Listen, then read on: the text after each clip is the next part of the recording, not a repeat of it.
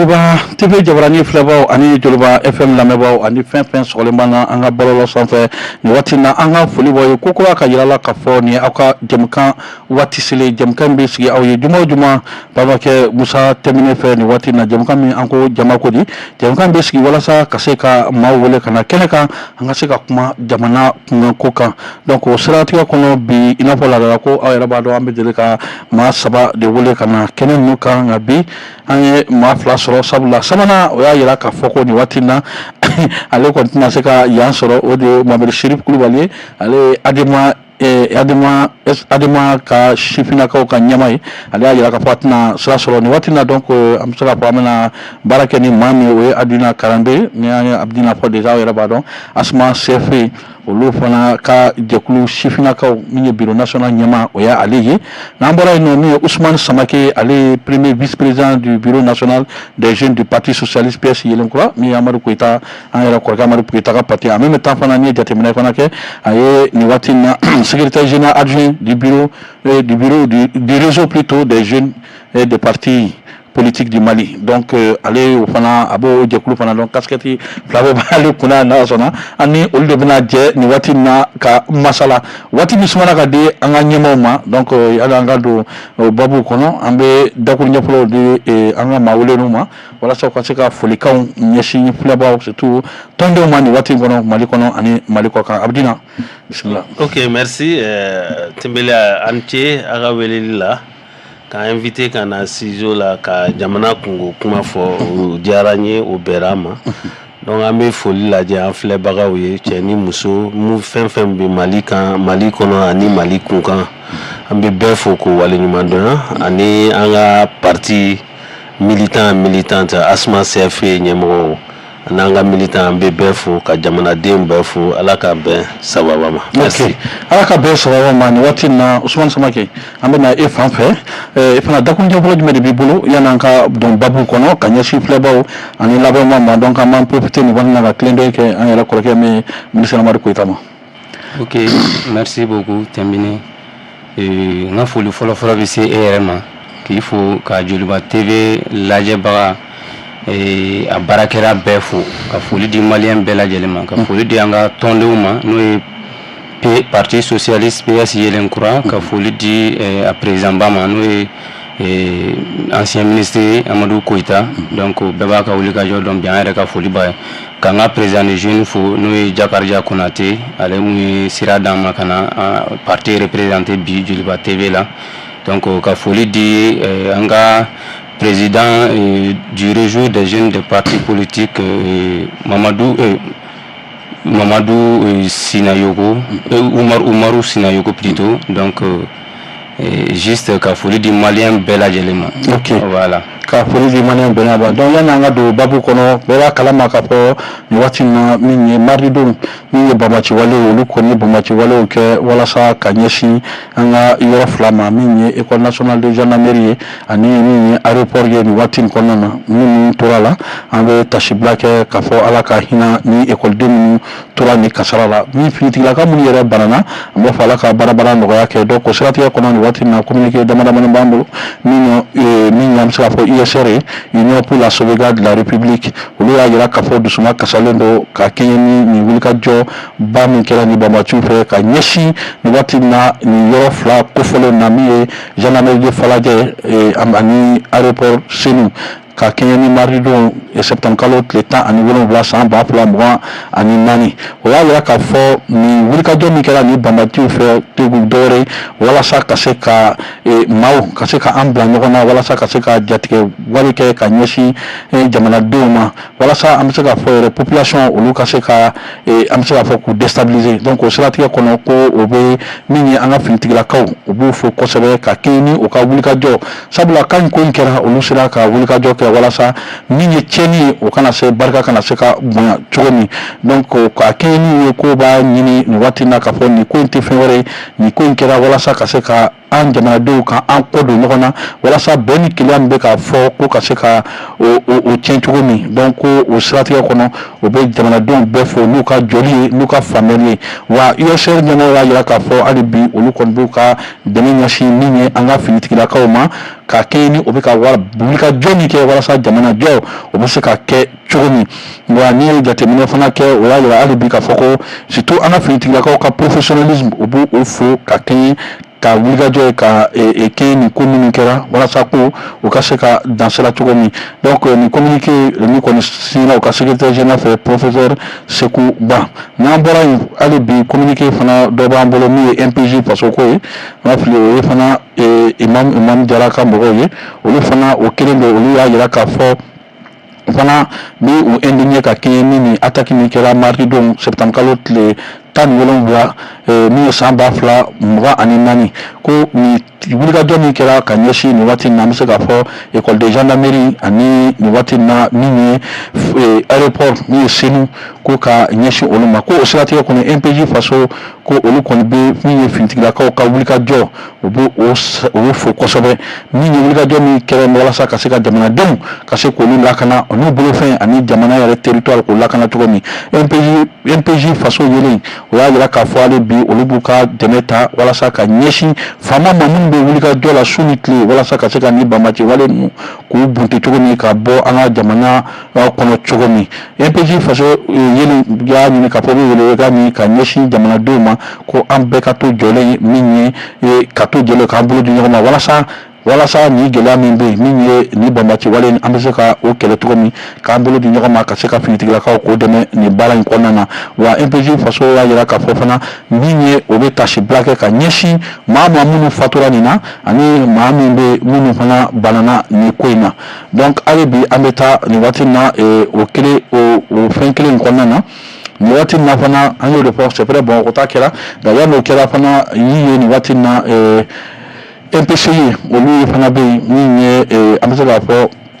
mouvement patriotique pour l'unité de sauvegarde de celle de Bankas MPCI bɛ yen olu fana y'a jira k'a fɔ nin waati na olu fana kun dusuma kasilen don sabula olu ye kunnafoni kɛ ka kɛ ni olu fana ka cercle ye bɛɛ y'o de fɔ gɛlɛgɛlɛ bɛ fan bɛɛ ni fiɲɛ wulila bɛɛ bi bolo bi kunna don nin na donc Bankaskaw olu fana ye sɛbɛn kɛ ka jira k'a fɔ min kɛra Bamakɔ yan o bɛ tasibila kɛ ka ɲɛsin min ye banabaatɔ ni banbatɔ ani banabaatɔ minnu bɛ yen ko Ala ka nɔgɔya kɛ ka kɛ wulikajɔ min kɛra Bamatu fɛ Bamakɔ yan ko olu fana b'a condamné ka jira k'a fɔ nin ko in tɛ se ka sɔn diɲɛ maa si fɛ donc nin waati in na nka o bɛ finitigilakaw fana fo ka kɛɲɛ n'u ka wulikajɔ nka a n'o bɛɛ ta olu fana b'a jira k'a fɔ olu fana dusu kasilen don ka kɛɲɛ ni nin waati in na ko samedijan tɛmɛnen ni bɛɛ b'a kalama k'a fɔ olu fana ka yɔrɔ la kari dɔw kɔni bɛ yen minnu kɔni banbati walew ye wulikajɔ kɛ walasa ka o kari ninnu ko olu maaw minɛ ka kariw jeni nka o kɔnɔna na hali n'a y'a sɔrɔ maa dɔw kɔni bilala nka bɛɛ ma bila donc ni jateminɛ kɛ ko kari saba nin bɛ ɛri kɔnɔ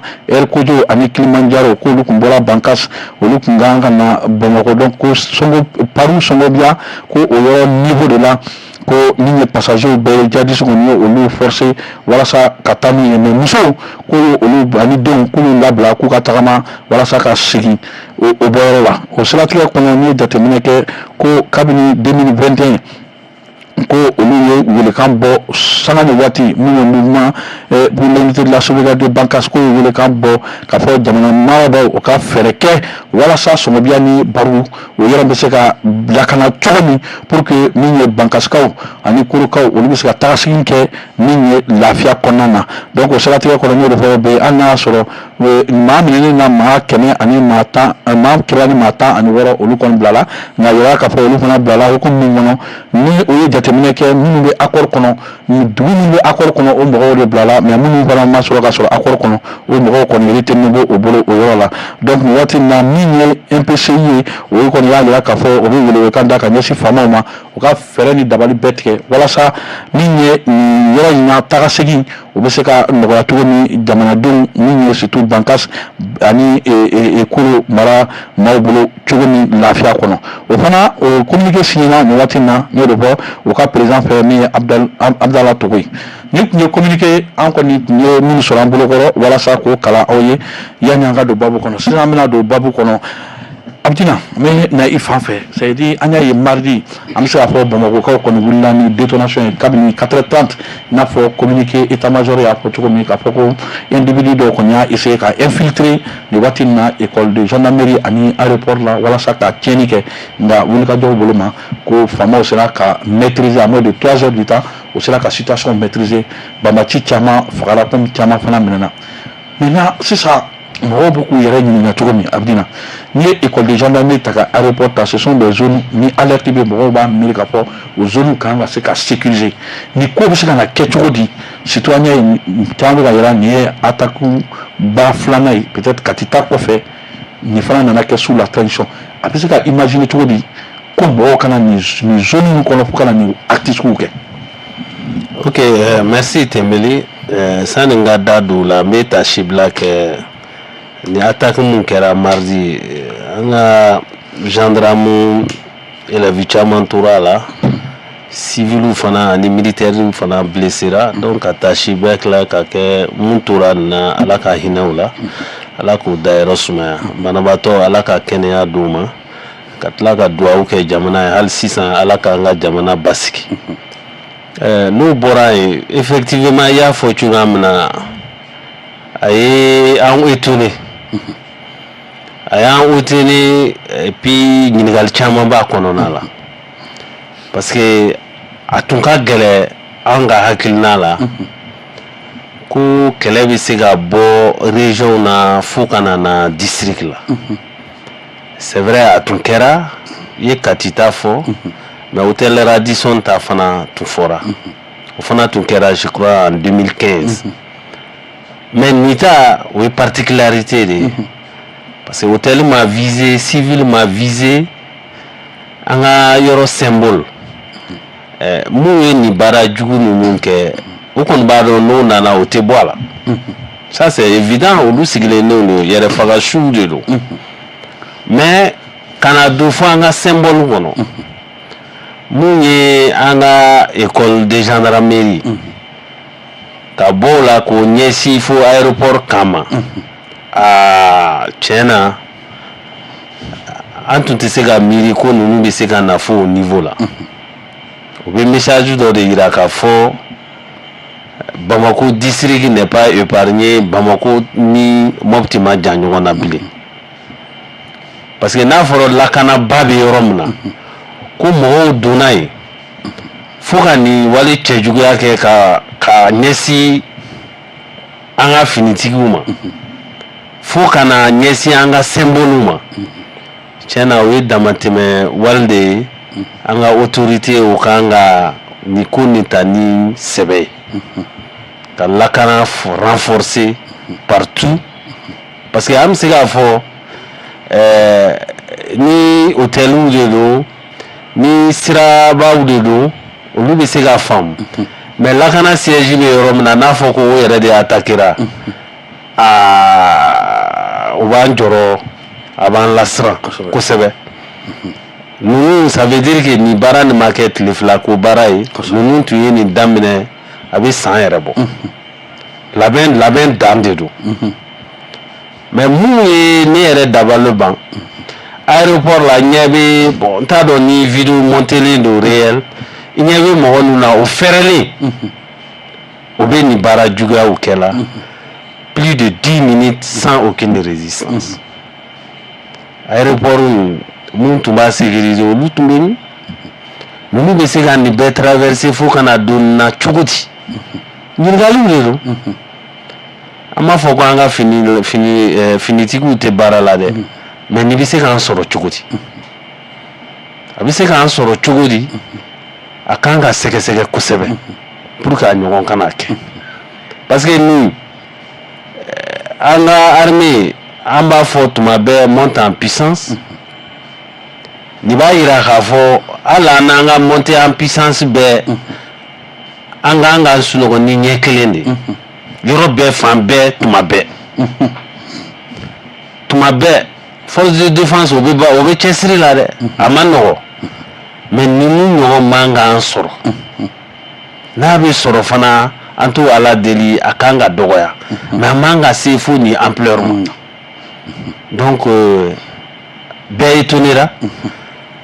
c'est des interrogations ɲininkaliw don nin kɛra cogo di nin y'an sɔrɔ cogo di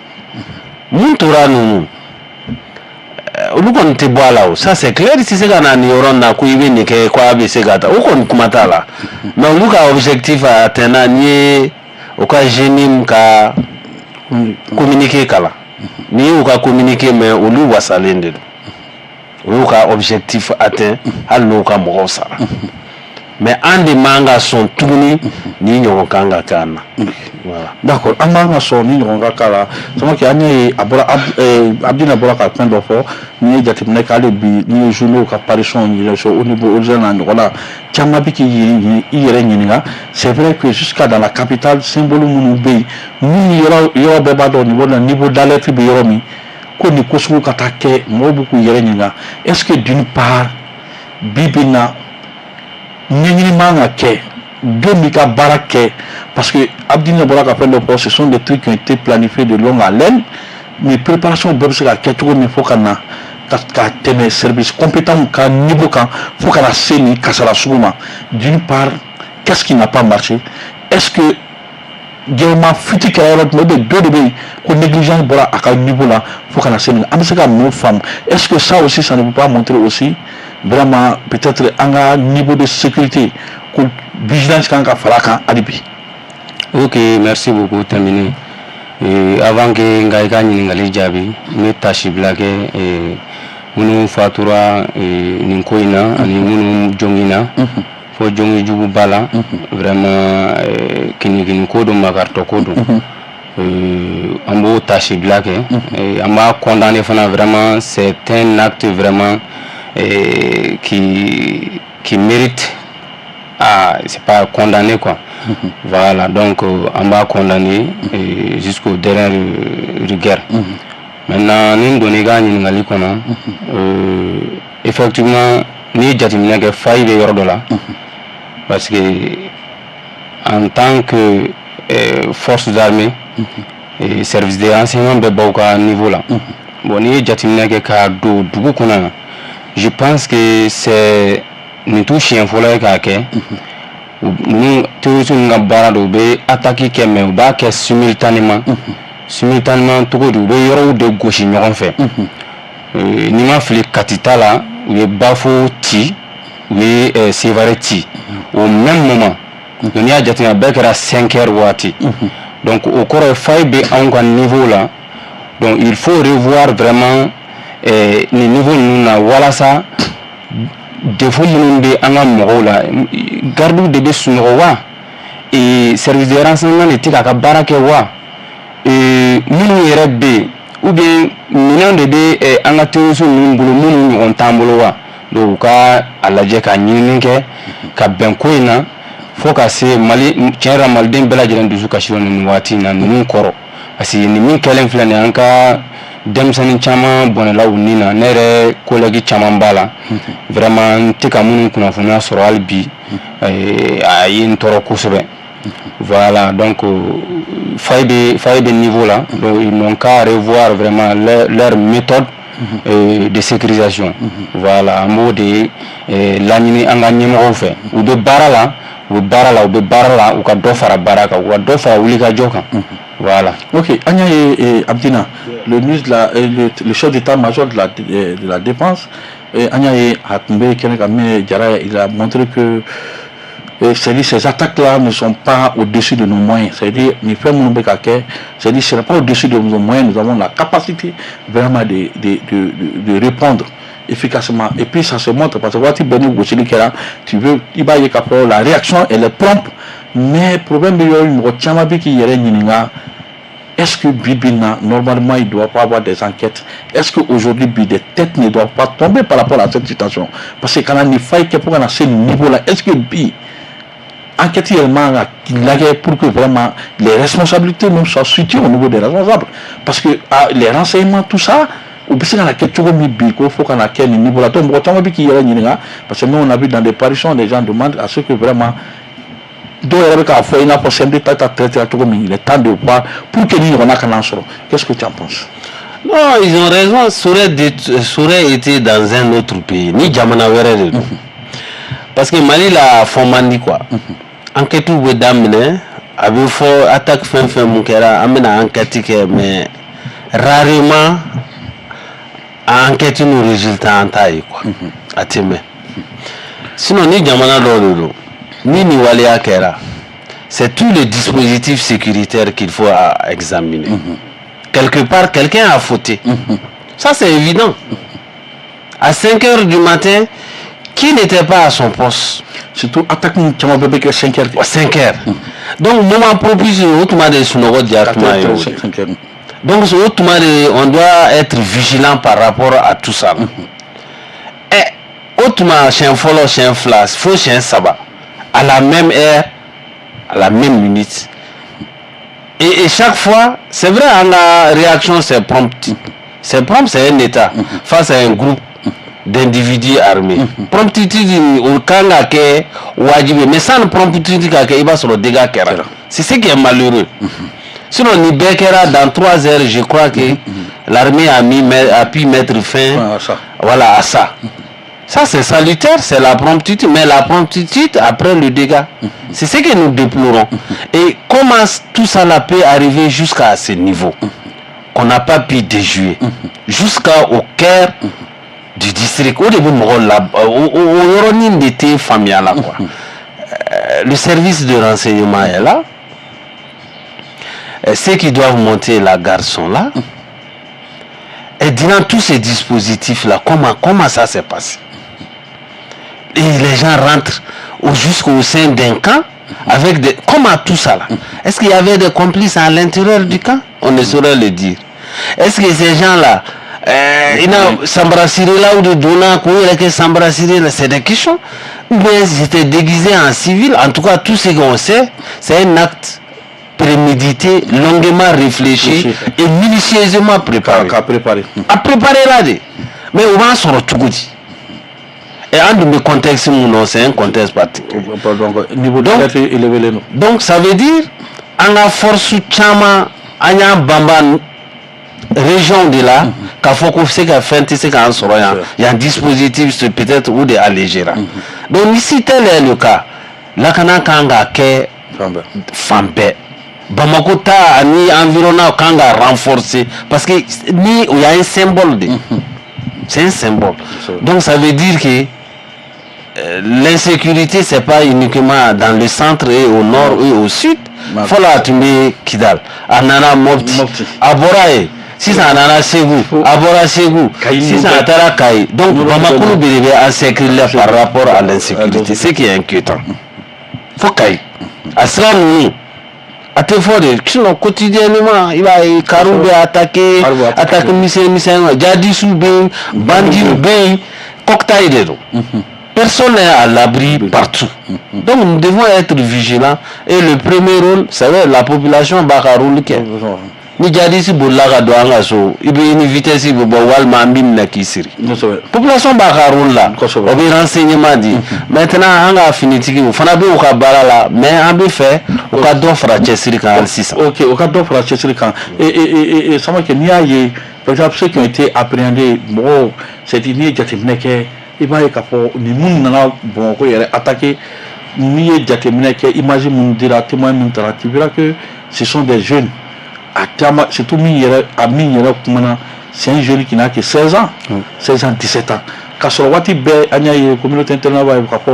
c'est vrai que il va sur le maniga offensif là ko droit de l'homme qui va sur ko obé tension de fra alors que ces terroristes là utilisent ces jeunes là comme des boucliers parce que ni a petit il a fort déjà 2 milliards de proposés à toute l'équipe pour mener cet acte là et nous donnons pour eux déjà c'est comme nous donnons comme le mobile soye Cabo. Donc, ça veut dire c'est comme si le trait était étudié, mais par rapport même à ça, même à l'utilisation de ces jeunes-là, est-ce qu'il n'est pas temps aussi que faire la là parce que ces jeunes-là sont plus vulnérables à manipuler et pour ce genre de trucs. Effectivement.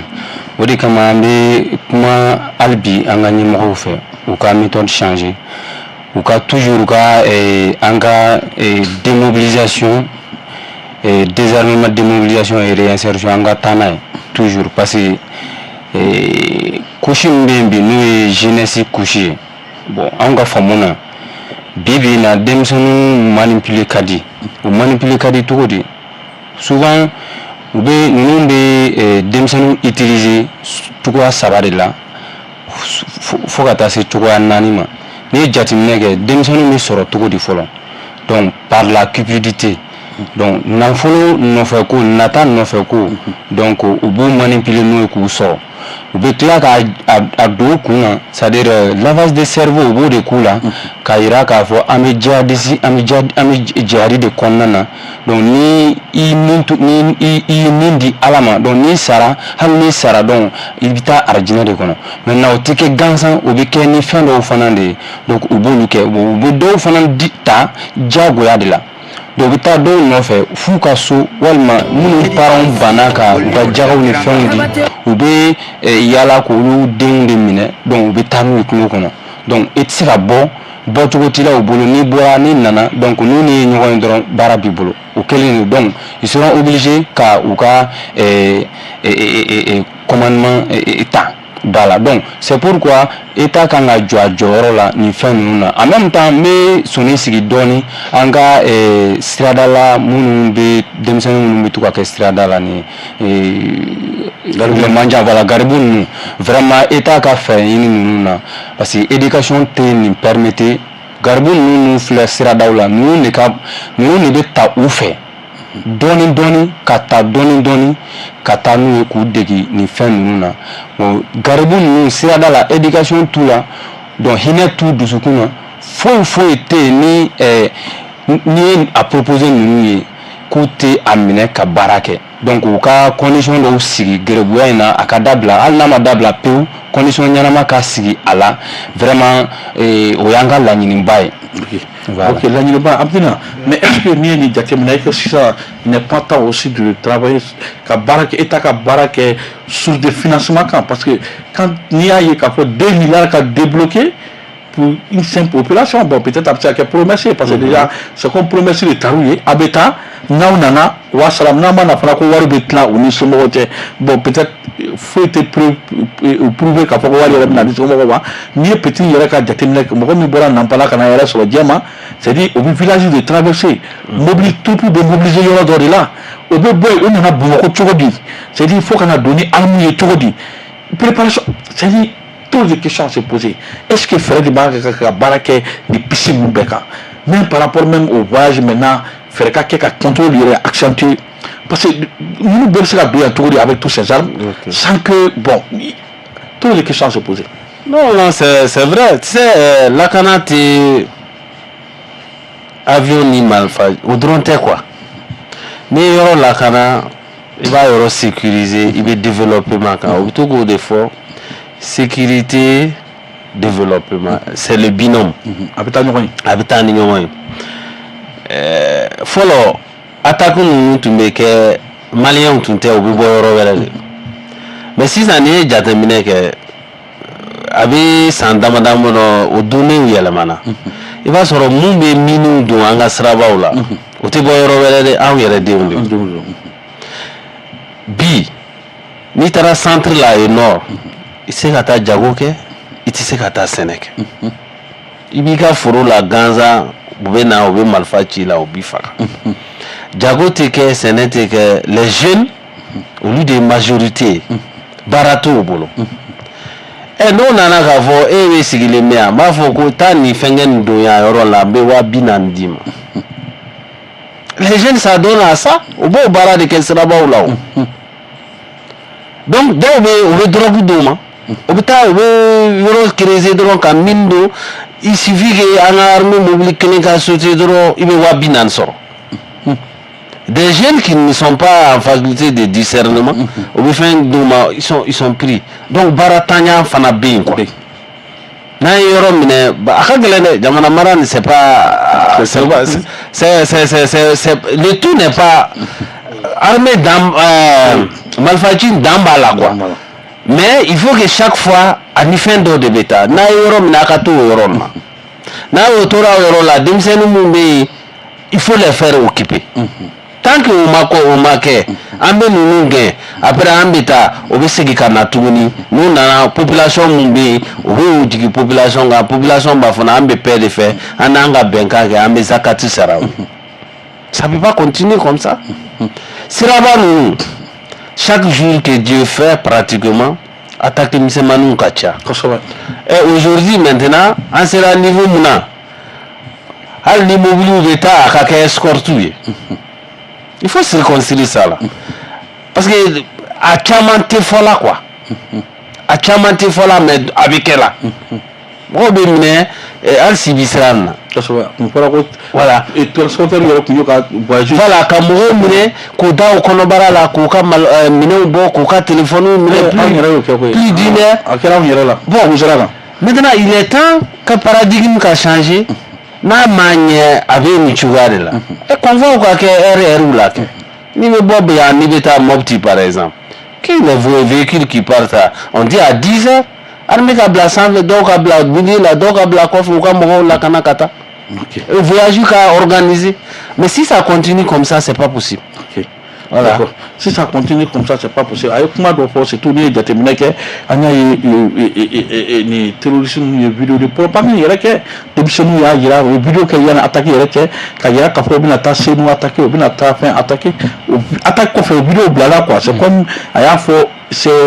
parce que c'est comme est-ce qu'à un moment en tant que des terroristes nous pendant c'est une manière de communiquer. Parce que c'est comme on fait la communication de à travers ça. Parce que nous, on est actifs, les journées, les flaques, ça va faire nous lutter. Donc c'est comme avec un focus de Nimakala maintenant, c'est comme ni attaquer une fois là au délai et tout, quand explique aujourd'hui. Maintenant, est-ce que ferait vraiment par rapport même à la communication de cette guerre-là? Parce qu'il y a un certain niveau là pendant, est-ce que communication pendant vraiment la guerre à quoi sur le financement surtout des nerfs moi ne voir bomi au balo de bomi carburant de bomi au cas piège de rechange de bomi est-ce que bébina amanga atelier ka barake au delà surtout du environnement ka lage ka collaboration pendant que du mo ni fimitigla ko que parce que vraiment mobilisation ne be no mais du mo fala be sala ina pour karambe ko ni accord de la kaba avec fimitigla ko fala ka barake là comment faire pour que les populations puissent pas aller dans ces accords là pour que nous baraka se ka mɔgɔ finitigila kaw bolo. Ok, i ka ɲininkali diyara n ye. N'i ye ninnu ka source de financement jate minɛ i b'a ye k'a fɔ fɔlɔ a caman tun bɛ bɔ kɔfɛ mais sisan o caman tigɛra u ka source caman de bɛ bɔ anw yɛrɛ ka dugumɔgɔw de bolo anw ka villageois de bolo c'est-à-dire u bɛ accord minnu ta u ni ɲɔgɔn cɛ donc accord ninnu u dagalen bɛ kungo de kɔnɔ donc ni a wagati sera u bɛ na u b'u ka fɛnw minɛ ka taa u b'u feere u b'u ka fɛnw minɛ balow bɛ bɔ a la u bɛ fɛnw minɛ u bɛ taa sanni feere kɔni o bɛɛ bon u bɛ taa turupew fana na u bɛ taa mɔgɔw ka baganw cɛ ka taa n'a ye donc u y'u ka source de financement en même temps bagan minnu bɛ minɛ u bolo ɲɔ minnu balo minnu bɛ minɛ u bolo u ka sugudugu ninnu na u bɛ taa yen tuguni donc ka taa a feere. N'u y'a feere wari min b'u bolo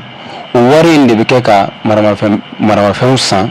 donc ka u yɛrɛ u ka baara ninnu kɛ n'o ye donc en même temps jateminɛ min kan ka kɛ an ka finitigilakaw fɛ o ye traffic maintenant an ka tracé dɔw bɛ yen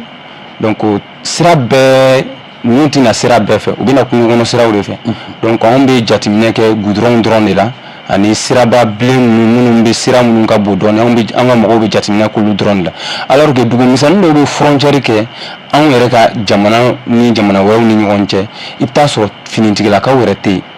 donc u bɛ na kungo kɔnɔna fɛ u bɛ kungo kɔnɔna dɔw u bɛ na kungo kɔnɔna fɛ ni maramafɛn ninnu ye u t'i ye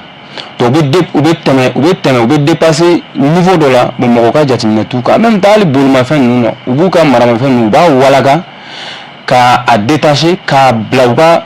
moto shell ninnu dugumana na u b'a bila u bɛ tɛmɛ i la i t'a dɔn ko mun yɛrɛ don donc e b'a kɛ passage gansan alors que terroriste don donc u b'olu de kɛ maintenant c'est pas facile c'est pas prompt vraiment qu'à quoi résoudre donc c'est une lutte c'est une lutte de longue haleine donc vraiment ne qu'on ga jatimé ni alsa nga vigilance maintenue et ka jamana kono an ka faamaw dɛmɛ u ka baara la walasa ni renseignement ye ani an yɛrɛ ka duguladenw dugu mun na ni minnu terrorisme ka ca olu fɛ yen terrorisme ka ca olu fɛ yen o dugu ninnu an ka faamaw ka se ka baara kɛ n'u ye donc u ka se ka baara kɛ n'u ye o de y'an ka laɲini ye. ok laɲini min mais est ce que Abdi Nana ka bɔ nin question kɔnɔ bi bi in na puisque an y'a fɔ le terrorisme c'est dire a susu ka ca bon est ce que bi Bamako yan fana il n'est pas temps de mener des ans parce que mɔgɔ caman fana b'a yira k'a fɔ cellule dormante caman de bɛ parce que ni mɔgɔ nana nin temps bɛɛ même à Bamako ici il va sɔrɔ bɛ jigin yɔrɔ dɔ de la ou bien il va sɔrɔ puisque généralement il va sɔrɔ les cerveaux pensants là olu tɛ kungo kɔnɔ olu bɛ duguba de kɔnɔ minnu b'u bila carrière est ce que bi bi in na Bamako yan il n'est pas temps que disposition de fana ka ta pour voir les cellules dormantes les cerveaux même qui sont ici parce que ni olu fana ma se ka minɛ ka lirawe ka se k'u jɔ gɛlɛya baara tɛ ban a gɛlɛya bɛ kɛ cogo non c'est vrai sinon ni centre ta ni taara centre la ni baro kɛ ni gɛrɛn 5 6 ye forcément a bɛ kuma sécurité kan quoi i b'a dɔn mun bɛ yan tɛ mili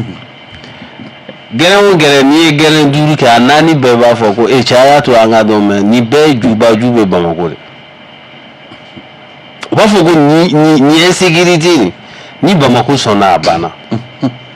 mɔgɔ ninnu ka marifa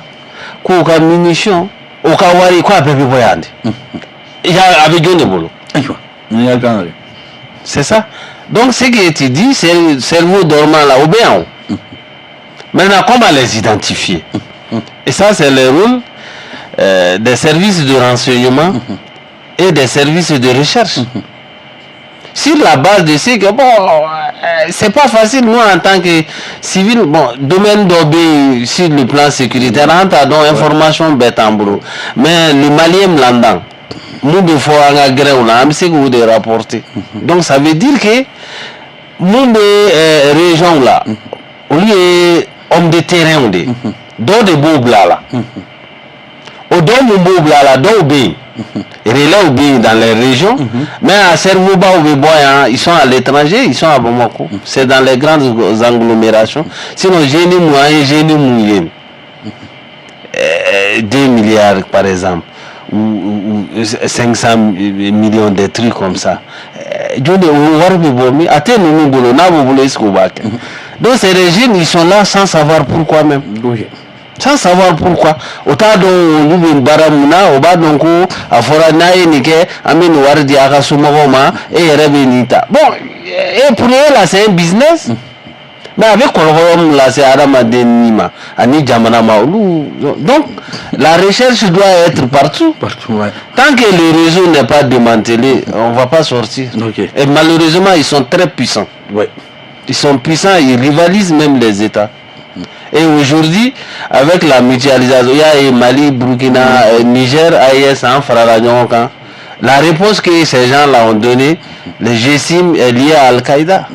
Et ils sont en train de démarcher tous ceux qui sont dans leur logique dans les 3 pays là où nous faisons qu'on fait Faragnoka. Donc là, il y a nous faisons des réponses appropriées de que. Voilà. Mais ni Keleni, à Kana Balana, on ne le souhaite pas. Hein.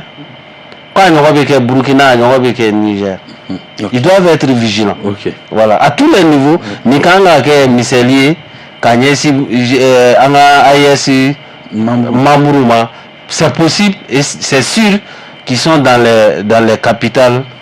de ces États. Ouais, ils sont dans les capitales de ces États. Agnaye abolaka mi fo concernant Burkina, marque meni don sara nya Niger fana yiraka fo ka position do attaquer la Mali fana bi o be na tourner kani il faut au cœur même parce que amsa ko ni Bamako ni mayoro ye kanani suke ka yira surtout ka on anya yo ka vidéo propagande no ba yiraka fo ko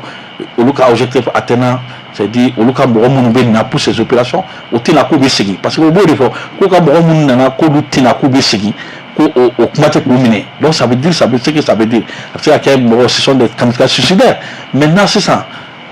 Abdina bɔra ka a kuma fɔ i n'a fɔ n y'a fɔ cogo min c'est-à-dire est-ce que solidarité minnu bɛ yen de financement cerveau minnu bɛ yen est-ce que baara man ka kɛ ka olu ka se ka bolo da olu de kan bi bi in na parce que ni bolo ma da olu kan ninnu fana puisque olu de ye cerveau ye financement tɛna jɔ hakilinaw tɛna na fɛ kɛ parce que n'i ye jateminɛ kɛ ni denmisɛnninw kɔni tɛ se ka nin hakilina ta cogo si la ka nin ɲɛsin nin kan sugu dɔ ma k'a fɔ o bɛ dɔn kuma tɛ k'a fɔ k'a taa fɔ tiɲɛni kɛ.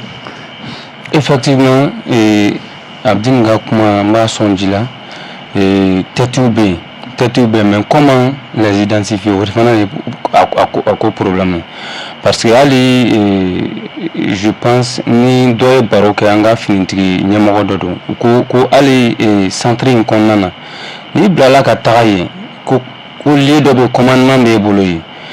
e yɛrɛ bɛ wele i bɛ wele jihadiste ɲɛmɔgɔw yɛrɛ fɛ k'a fɔ nin bɛ tan n'i ma a mɛn olu ka daba d'a ma donc e kɔni e n'i ka troupe aw tɛ segin aw ka ko bɛɛ bɛ ban pewu donc o waati kelen o la donc u bɛ fɛn dɔw fɔ e ɲɛna e yɛrɛ bɛ sɔn o ma u bɛ dɔw fɔ dɔw fana ɲɛna ale fana bɛ mun fɔ u ɲɛna donc n'a b'o arranger u bɛ sɔn n'a t'o arranger u b'a fɔ ko u t'a la bon e yɛrɛ bɛ se ka i bɛ jateminɛ kɛ ninnu ka source de financement a bɛ bɔ yɔrɔ o yɔrɔ an bɛ yɔrɔ min kɔni na bi mɔgɔ tɛ kɛ ala ye k'a dɔn mais an kɔni bɛ laɲini kɛ hali bi an ka état fɛ nin mun bɛ nin a bɛ nin ka kuma don a kɛra Mali la bi nin y'a siɲɛ damadɔ ye a bɛ kɛ donc terroristes ninnu n'u b'a kɛ fana u bɛ communication de bila ɲɛfɛ hali fɔlɔ mun kɛra n'u ye simultané kɛ a la u kumana fɔlɔ ko u communiquera u ko an bɛ na Kati attaquer an bɛ Bafu attaquer an bɛ Sevare attaquer u y'a fɔ donc au même moment o semaine min dar'o kan u y'a kɛ n'u bɛ nin sugu kɛ u bɛ communiquer fɔlɔ wa u b'a kɛ fana bon a bɛ kɛ k'a sɔrɔ ka bali anw fana ka mɔgɔw la o de ye problème yɛrɛ la anw de jɔlen tɛ wa ou bien fanga min b'u la o tɛ anw na de c'est une question. Okay. Voilà. C'est une question, mais pour que on a vu dans ce même message de propagande, on y a vu qu'à Diamanado, là c'est parce qu'il y a là qu'après ou le cas civil de population civile ou la population civile qui a ici donc est-ce que population civile fana c'est une donnée qu'elle est pendant auto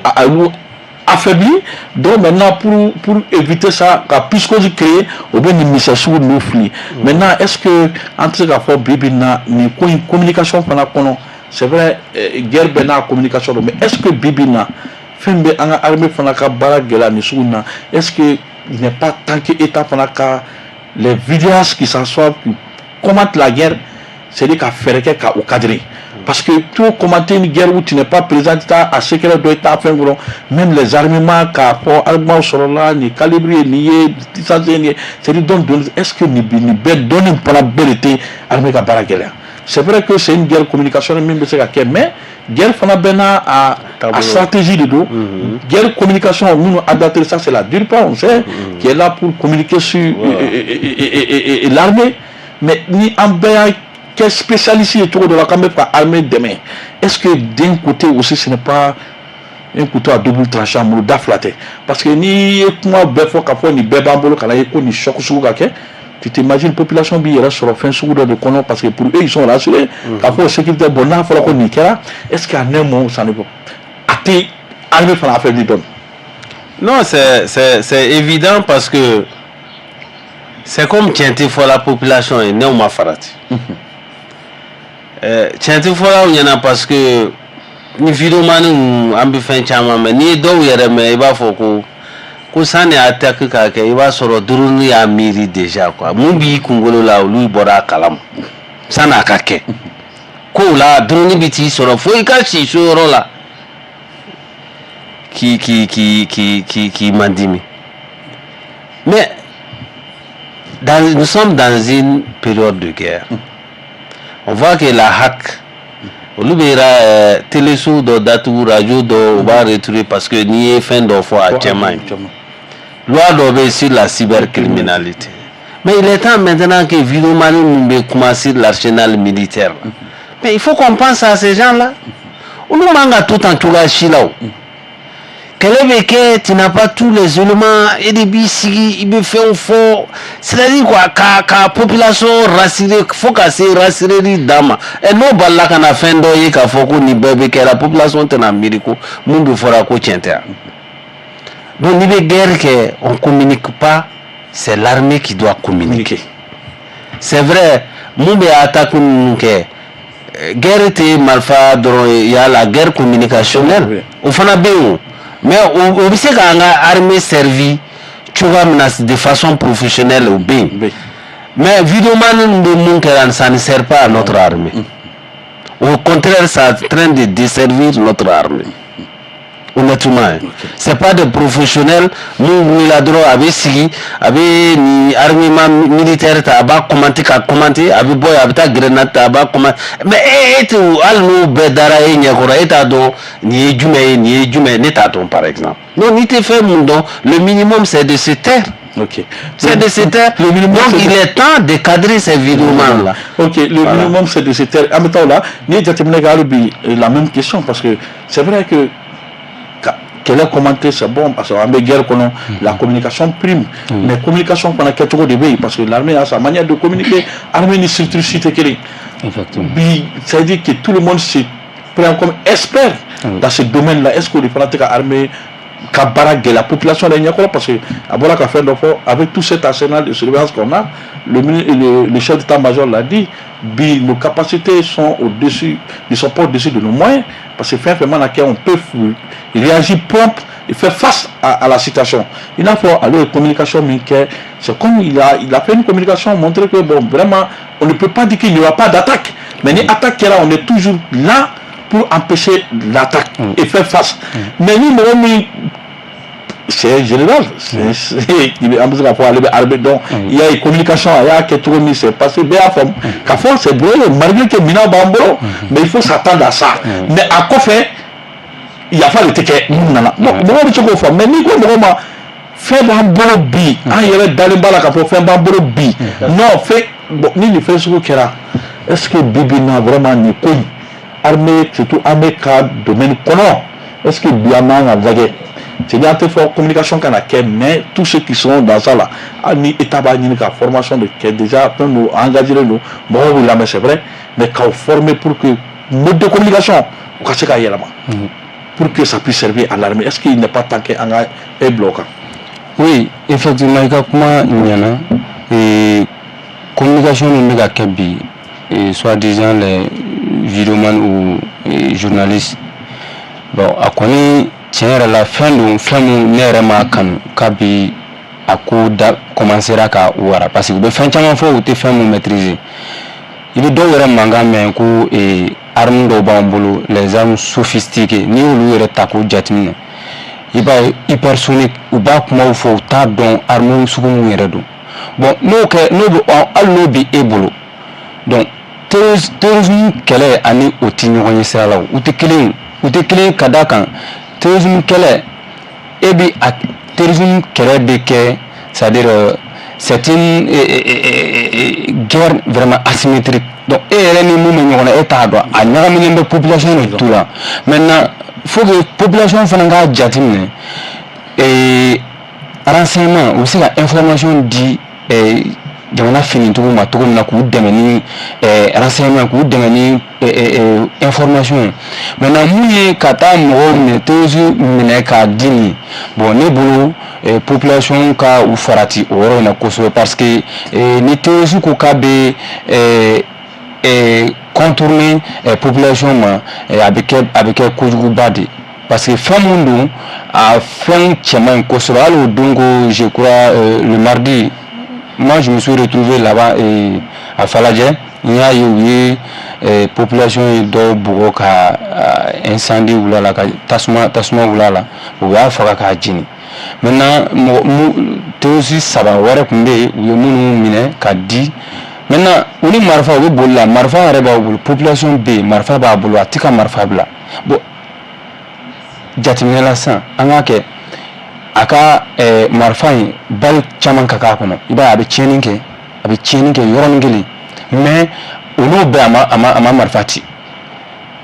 so rasu fait généralement nous mais donc ya ubola no fait avec dinga pan et puis fossé dinga nous mara le no bolu kono taru sigi fossé dinga do kono donc marfa bobulo bon ka fa nous bébé bon alni mo chama be nyingal ko u ka tete be alu ka tete be jamais ba soro u dɔnnen tɛ u tɛ yan dɔn kosɛbɛ quoi so ni n'a sɔrɔ u ka force bɛ yan yɛrɛ yɛrɛ u bɛ mara cogo la mun ni u tɛ se ka identifier joona quoi voilà d'accord nin waati na sisan kɔni an bɛ don a bɛ na procès achat d'équipement ani nin waati na an y'a ye achat d'équipement militaire ani avion présidentiel a yira k'a fɔ ko o fana o dossier kun kan ka daminɛ mardi o mardi kelen na ko yɛrɛ bɛ ko min kun kan a kuma tɛ sa ko nana gɛlɛya mardi don an y'a ye k'a fɔ min ye madame Buhari Fili Sogoyi ale ni l'ancien ministre Camara ka fara généraux dɔw ka olu kun kan ka assise spéciale kɛ par rapport à ça n'a y'a sɔrɔ an b'a fɔ ala ka hinɛ Sumaworo Bugui Mayiga ale fana kun bɛ nin procédure kelen de kɔnɔ mais malheureusement pour lui il n'a pas ATR b'a fɔ cogo min il ne verra ni rapport de la justice ni le juge ala kɔni y'ale ka kalifa minɛ la donc ça veut dire min b'ale kun kan o tɛna se ka dɔn bilen donc nin waati na an y'a ye o procès fana renvoyera tuguni ka kɛ ni nin lakana ko in na surtout nin dossier ni malien bɛɛ sigilen bɛ ka nin dossier de kɔnɔ e yɛrɛ ka impression fɔlɔ ye jumɛn ye a ko kan impression est mouillée. S'il y a quelqu'un au premier chef, procès nin bɛ maa mun intéressé, je crois que o y'an ka formation politique de. A fɛn mɛnna mais an ma ɲinɛ an bɛ nin procès nin kɔnɔna pour que tiɲɛ ni nkalon ka da maliyɛnw ɲɛkɔrɔ c'est vrai ala ka hinɛ an ka président la a tun bɛ fɛ nin ka k'a ɲɛ mais mɔgɔ b'i ta la dernier mot bɛ ala de bolo ala b'a ka baara kɛ mais procès nin bɛɛ b'a kɔnɔna a cɛ ni a galon a bɛɛ ka dɔnya quoi a mɛnna madame Fili ale minɛna yɔrɔ a mɛnna ani Camara elle a fait 3 ans là-bas voilà a mɛnna a fana ma fɛn wɛrɛ ɲini ko n bɛ fɛ kiiri de ka kɛ donc ça veut dire k'a tigi dalen don a yɛrɛ la a b'a dɔn k'a ka fɛn tɛ yen comme a procès tun kan ka kɛ mardi bon a ko nana kasara binna an kan il paraît qu'il a renvoyé pour le mardi prochain 24 le 24 donc on suit le procès an bɛ ala deli a ka kɛ tiɲɛ kan a ka kɛ tiɲɛ kan pour que maliyɛnw ka cɛ ni kalanw dɔnya ka bɔ ɲɔgɔn na c'est extrêmement important c'est vrai acteurs bɛɛ fana ma wele bɛɛ ma sɔrɔ o ye tribunal n'a ka baara kɛ cogo de ye mais an kɔni maliyɛn lambda an bɛ mun fɛ ni yuruguyurugu kɛlɛ n'a bɛ kɛ a sariya ka boli bɛɛ kan a ka kɛlɛ pour que maliyɛnw ka dɔn mɔgɔ si tɛ sariya sanfɛ ma da la n'i bɛ maliyɛn sɔrɔ mun b'a fɔ ko n tɛ yuruguyurugu kɛlɛ fɛ mais pourtant n'i y'a ɲɛsin maliyɛn ma a ka dɔgɔ mun ma miiri kosɛbɛ fɔlɔ mais o n'a ta bɛɛ jamanajɔ de don wari mun bɔra o ye jamana nafolo de ye donc an bɛɛ bɛ fɛ nin ko ka gɛlɛya tiɲɛ ka fɔ jamana ka jɔ kiiri ka tigɛ a tigɛ cogo la ala bɛ yen dɛ ala de ye bɛɛ ka kiiritigɛ masa ye ale de b'a dɔn mun bɛ kɛ donc an kɔni jigi dalen don an ka tribunal la an ka jugew la mais an bɛ mun deli ala fɛ a ka kɛ tiɲɛ kan tiɲɛ ka bange ni mun jo t'a la a ka fɔ o jo t'a la mun kan ka ɲangari a ka ɲangari ni fili kɛra fana jamana fana bɛ fili a ka jɔ n'a ka fili ye tiɲɛ ka dɔn dan ka dɔn ok tiɲɛ ka dɔn nin waati na Samaɲana nin an bɛna e fana fɛn fɛn impression fɔlɔ ye jumɛn ye parce que c'est un dossier très sensible dossier min don maliyɛn bɛɛ sigilen bɛ ka nin dossier in de kɔnɔ bi parce que surtout min yɛrɛ minɛnen don madame Buhari Fili a bɔra k'a fɔ a yira k'a fɔ k'a tun ka 500 millions sara comme caution pour l'entrée a y'i ban a t'a bolo ale bɛ fɛ kiiri ka kɛ ale ye kiiri de réclamé nin y'a san 3 ye a minɛnen don an y'a sɔrɔ ministre kɔrɔ Camara ale ye caution sara ale tun bɛ liberté provisoire la généraux 2 fana inculpé bɛ nin ko in na e ka impression fɔlɔ parce que bɛɛ sigilen bɛ ka nin dossier kɔnɔ e ka yeta fɔlɔ ye jumɛn ye nin ko in na fɔlɔ bon ne ka yeta fɔlɔ ye mun ye ne bɛ tasibila kɛ mun yɛrɛ ye an ka formateur ye n'o ye Sumaworo Bugui Mayiga ye donc ala ka hinɛ la ala ka da yɔrɔ suma jɔn ni ma ban nali ma i tɛ ban tali ma voilà bon a kun ka da nin ka k'a ɲɛna mais komi ala ta y'a ka ko ye maintenant ka laɲini fana k'an ka justice fɛ la justice, la clémence, la transparence au caquet dossier là. Justice kana kɛ parce que ninnu bɛ fanga la bi a fɔra ko karisa ye nin kɛ tan karisa ye nin kɛ tan donc k'an bɛ sariya tigɛ no an dalen don an ka justice la donc justice ka baara kɛ n'u ka kodɔn u ka sariya mun sɛbɛnnen d'u bolo u ye mun kalan kɛ an'u yɛrɛ ka kodɔn ani Ala ɲɛsiran ye donc n'i siranna Ala ɲɛ ka ban k'i ɲɛ jɔ i ka baara la ani ka kodɔn n'i ka kalan na ne hakili la i bɛ baara kɛ ni tiɲɛ ye minnu indiquera nin dossier in kɔnɔna na je crois dɔw kun minɛna n'o olu ye u ko k'olu ye caution sara donc k'olu bilala fɔlɔ liberté provisoire la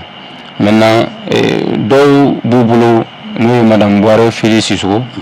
donc a bɛ k'a laɲini a mɛnna k'o ka kiiri kɛ donc an dalen don an ka justice la donc u y'a daminɛ a kana dan sira la an bɛ fɛ yelen ka da ko in kisɛ kan donc k'a bɔ k'a di maliyɛn bɛɛ ma sariya ni sariya in kɔnɔ a kɔngɔ bɛ bɛɛ la a minɔgɔ bɛ bɛɛ la maliyɛn bɛɛ la min b'a yira n na min tɛ dossier in kɔnɔ bagatuya ta b'a yira n na k'a fɔ justice la tiɲɛ yɛrɛ la kuma maliyɛn bɛ kuma caman fɔ mɔgɔ ma k'a sɔrɔ u bɛ juger k'a sɔrɔ u bɛ juger k'a sɔrɔ jugement ma kɛ fɔlɔ donc maliyɛn b'o de kɛ mɔgɔ la bon bagatuya ta y'a yira n na k'a fɔ kuma caman fɔra minnu ma kɛ sababa ye donc justice y'a yira n na k'a fɔ an bɛ se ka danaya da u kan donc u ka an ka danaya u ka a fa an bolo u ka an ka danaya u ka a ɲɛ an bolo u ka da la k'a fɔ ko sariya wɛrɛ b'o olu sanfɛ mun ye Ala ye donc n'i ye sariya tigɛ bi ko e bɛ siège min kɔnɔ ko siège wɛrɛ to sanfɛ o kɔfɛ anw ka diɲɛ in kɔnɔ yan n'i taara lahara i bɛna dɔn k'a fɔ ko fɛn wɛrɛ bɛ yen mun ni État in tɛ kelen donc an b'o laɲini k'an ka juge fɛ vraiment ka Mali juge bɛɛ fo k'u waleɲuman dɔn. Ok d'accord ko fo k'u waleɲuman dɔn nka o bɛ taa n'a ye nin waati in na Abidina an y'a ye k'a fɔ nin waati in na min ye politiki kun kan a ka politiki ɲɛmaa maa 11 ɲɔgɔn minɛna ko parce que ko ye réunion nocturne kɛ ka kɛɲɛ ko parce que jamana kun ye interdiction kɛ ka fɔ politigimɔgɔw k'u ka baara sonsori donc k'olu ye réunion kɛ maa 11 k'u minɛna an y'a ye semaine tɛmɛna yira k'a fɔ médiation kɛra min ye conseil islamique ka fara ɲɛlo sirikɛ kan k'olu da don pour que mɔgɔ 11 ka se ka fiɲɛbɔda sɔrɔ yanni ko kɛ an y'a ye k'a fɔ nin waati in na a kun yira k'a fɔ min ye procureur notifiera ka bɛn ni o ka liberté provisoire ko kuma ye donc normalement procureur kun kan k'i prononcer mardi ni jigilaga fana nana kɛ mardi bi maa 11 o sɔrɔ yɛrɛ jumɛn ye bi na puisque an bɛ se k'a fɔ signataire na ni ma fili aw yɛrɛ réunion fɔlɔ kɛ Adama yɛrɛ siège kan jeunesse ka mɔgɔkɔrɔba ninnu soutenir. C'est vrai tu sais que jamana ni yɔrɔ bɛɛ ka kalan quoi il faut ni kɛlɛ tɛ se ka kɛ yɔrɔ bɛɛ fan bɛɛ tuma bɛɛ kɛlɛ tuma de b'a la a bɛ jɔ tuma dɔ de la a bɛ daminɛ tuma la mais i tɛ se ka i si bɛɛ kɛ kɛlɛ la c'est pas possible i bɛ sɛgɛn tu vas t'épuiser pour sɔrɔ front cayara rebelle b'an kan an yɛrɛ bɛnnen tɛ partout i mana yɔrɔ min an bɛ taa min mais il est temps qu'on se ressaisisse an ka au niveau national d'abord an yɛrɛ dama ka bɛn quoi k'an ɲɛsin an ka juguw ma mais ni anw yɛrɛ dɛsɛra ka bɛn o ka gɛlɛn dɛ o kama an y'a fɔ réunion min kɛra nin réunion politique de don an ye politicien ni an fɛ politique ko de don sariya fɛ sariya sɔsɔ de don mais nin ma se nin bɛɛ ma o sonyɛli ma kɛ mɔgɔ ma faga foyi bɛn kama an y'a ɲini an ko bɛn kama a ka ninnu bila c'est des leaders des partis politiques sini u bɛ se ka kɛ président ye sini u bɛ kɛ ka kɛ ministre ye o dɔw b'a la o ye jamana mara ka tɛmɛ kankari bɛ se ka da u ye a ka fiɲɛta bɔ d'u ma k'a fɔ siɲɛ wɛrɛ a kana nin ɲɔgɔn kɛ walima justice yɛrɛ bɛ se k'u bila contrôle judiciaire la a ma se a k'o garder de façon permanente o y'an ka adamadenya taabolo de o kama formation politique fɛn fɛn bɛ an tagama seginw kɛ an m'a fɔ k'an bɛ wuli ka bɔ dugu kɔnɔ ka mankan non an sera maabaw ma u ka kuma Mali ɲɛmɔgɔ fɛ ani justice fɛ nin kelennin nin u k'u makutu politicien ye u ka ninnu to yen parce que aw yɛrɛ b'a la ko an ka sigi ka fɔ kɛ ka bɛn sabati n'an ko an bɛ bɛn sira la mais fɛn dɔ bɛ yen a bɛ yafa de o pour que mɔgɔw ka danaya ka sigi o mais ni danaya sigili tɛ yen danaya ma sigi a b'a la ko bɔn an ka sigi bɛn kuma kan yaro o ka gɛlɛn o kama an y'a ɲini ɲɛmɔgɔ fɛ Mali autorité fɛ sans pourtant rentrer dans les trucs de la justice en ko médiation ko la o k'a lajɛ et surtout o minɛna mun kama o décret yɛrɛ wulila parce que a fɔra ko politiciens ka baara tun u ka baara ɲɔngiri parce que jamana bɛ nin halala la parti si tun tɛ réunion kɛ a ka siège la mais o wulila ka taa réunion kɛ u ka président dɔw ko visite de don dɔw ko réunion de don bon jamana fɛ réunion politique de don k'o ye décret sɔsɔ mais ala y'a kɛ ni décret nin wulila ayiwa mun kɛra sababu ye k'o minɛ n'o wulila adamadenya hakilina de don ani justice ka faamuyali tɛ kelen ye dɛ parce que justice fɛ déjà sariya sɔsɔra o kan ka ɲangari donc an ko o bɛ se ka ɲangari mais a ye bɔda fiɲɛ d'u ma quand même a ma se an ka tension dɔw wuli quoi vraiment tension yɔrɔ bɛɛ ka kalan sisan a ka ɲi yɔrɔ tension fitinin ninnu an k'olu lada an ka sigi an ka kuma an bɛɛ ye maliyɛn de parce que bi bɛ yen sini bɛ yen dɛ voilà mɔgɔ t'a dɔn donc o kama an ye liberté provisoire o y'o ɲini tribunal b'a examiner na bon a ka ca ala fɛ ala k'an tulo don an ka naani la kunnafoni duman na voilà an ka to don kunnafoni duman na nin waati na sama kɛ e yɛrɛ fana ka président fana tun bɛ nin signataire ninnu na min ye 31 déclaration de 31 mars min ye an kɔrɔkɛ ministre kɔrɔ Amadu Koyita an y'a ye maa 11 minɛna mais est ce que maa 11 bi bi na sur la scène politique bi ni maa 11 mana labila est ce que o bɛna kɛ sababu ye ka ni apaisement du climat politique ka se k'o lada parce que an y'a ye EJ convocation min kɛ o mɔgɔ cɛkulu mɔgɔw y'a jira k'a fɔ se tɛ don gouvernement ka politique baara si la tant que olu ka mɔgɔw minɛnen don bon n'i ye jateminɛ kɛ mɔgɔ minnu fana minɛnen don bi Mali politique gun kan parti minnu b'a kɔnɔ mɔgɔ denw tɛ a bɔra k'a fɔ ministre kɔrɔw b'a la mɔgɔ cadrew b'a la fɛn caman b'a kɔnɔ est ce que bi bi na nin mɔgɔ 11 n'o sera k'a bila o bɛna kɛ sababu ye bi fiɲɛ min bɛ ka fiɲɛ jigin dɔɔnin politique gun kan effectivement Abdeni bɔra k'a fɔ ka kuma ɲɛna a bɛ kɛ sababu ye ka clivage min bɛ yen bi bi na caman bɛ bɔ a la apaisement bɛ na parce que n'a ma jamana kɔnɔdenw fara ɲɔgɔn kan a tɛna an fara sabu ninnu u ye minɛli min kɛ u minɛna politique ko bunakun de kan politique mɔgɔ n'o bɛ jamana kɔnɔ o tɛ dɔwɛrɛ fɔ politique ko kɔ wa o tɛ ko wɛrɛ kɛ politique ko kɔ maintenant les gens détenus là ne yɛrɛ ka président normalement ale yɛrɛ tun b'a la maintenant mais ale kunnajara parce que a denmuso ka kɔɲɔ de tun bɛ yen ale ma se donc ale ma se yɛrɛ ɲa wele ko ma petit frère effectivement a kun bɛna yala effectivement bon an ka sɛgɛli fana tun bɛna taa mais a sɔmi janyana ala ko do bɔ sɔmi fana janyana mais an bɛ a ɲini an ka autorité fɛ vraiment politique ko do u ka nin ko in u ka nin bolo kan bamanankan don u ka essayer ka jisuma dɔɔnin k'u ka jikalama na vraiment ni anw kɔni ye politique mɔgɔw de kangari de bɛ se ka dan an ye donc karisa a ye nin kɛ vraiment a ma ɲɛ a kana segin a ɲɔgɔn wɛrɛ kan ne bolo donc o de kun ka nɔgɔn nin ko in na ka taa se dutigiw mɔgɔ minnu yɛrɛ delila ka jamana mara donc vraiment denbayatigiw de don k'u privé u ka privilège la ka t'u bila vraiment u t'o mérité nin wagati in na an kɔni ka laɲini ye mun ye justice la u ka justice ka clémence kɛ u k'u bolo da u dusu la k'anw ka détenu bila o y'an ka laɲini ye. ok o ye ka lajɛ mais sur le plan politique jusqu'à présent mais Abdina an y'a ye hali bi kuma caman bɛ yen président bɛ se ka kɛ candidat ye président tɛ se ka kɛ candidat ye parti politique mɔgɔw yɛrɛ ka avenir avenir politique du parti politique au boulot